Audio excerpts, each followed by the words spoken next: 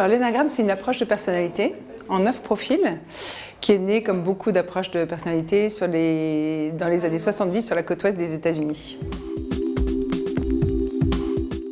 Non, c'est pas du tout un truc de hippie, c'est un truc qui a traversé les âges. Et c'est un peu la particularité de cet outil, c'est qu'on ne sait pas très bien comment ça s'est passé, mais ça a traversé et les âges et les lieux. Et du coup, c'est passé par les pères de l'Église, par les soufis, par les juifs avec la Kabbale. Enfin voilà, plein de connotations historico-religieuses ou de différents temps et de différentes époques, différentes sociétés, pour arriver un jour dans le désert d'Arica, au nord du Chili, et être transmis à quelqu'un qui s'appelle Claudio Naranjo, un psychiatre chilien, et qui s'est emparé de cet outil qu'il a trouvé génial. Et à partir de là, il a créé des groupes, Seeking After Truth, donc des SAT, et ces groupes continuent aujourd'hui de réfléchir à partir de cet outil pour mieux se connaître.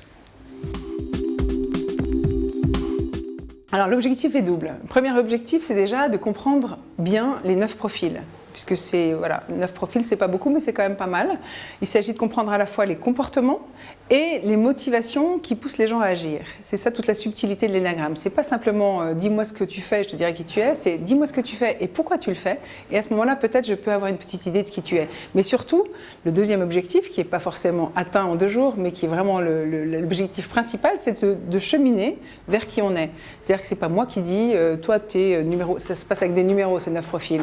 Donc c'est pas moi qui dis toi t'es un vrai 3, toi t'es vraiment un 6. Non, moi je dis rien, je présente et chacun à tour de rôle se dit voilà, je pense que je me situe dans cette base, dans ce profil-là. Alors, on ne l'applique pas à la gestion de carrière. Ce qu'on fait, c'est que ça sert à mieux se connaître. Et mieux se connaître, c'est hyper important pour sa carrière. Mais c'est pas d'une utilité, c'est pas fais l'énagramme et je te dirai si tu dois être chef de projet ou directeur marketing. C'est pas comme ça que ça se passe. En revanche, c'est si je me connais mieux, à ce moment-là, je vais pouvoir savoir ce qui est bon pour moi en termes de projet ou en termes d'environnement, dans quel type d'entreprise, dans quel type de structure. Si je suis quelqu'un, par exemple, de profil 7, les 7, c'est des gens qui aiment changer, qui aiment la nouveauté, qui sont très curieux. C'est certainement pas des gens qui vont faire toute leur carrière dans le même groupe. C'est pas possible. Et ça permet du coup de mieux se comprendre, de mieux s'accepter et de faire en sorte de faire les bons choix à l'avenir. Numéro 3, il aime entreprendre, réussir, c'est un battant. Mais il y a aussi le numéro 8, parce que le numéro 8, il est fort. Donc ce qu'il aime, lui, c'est des situations claires et il n'hésite pas à taper du poing sur la table pour clarifier les choses. Donc c'est 2 formes de leader. L'énagramme, c'est aussi savoir qu'on peut faire les choses de manière différente.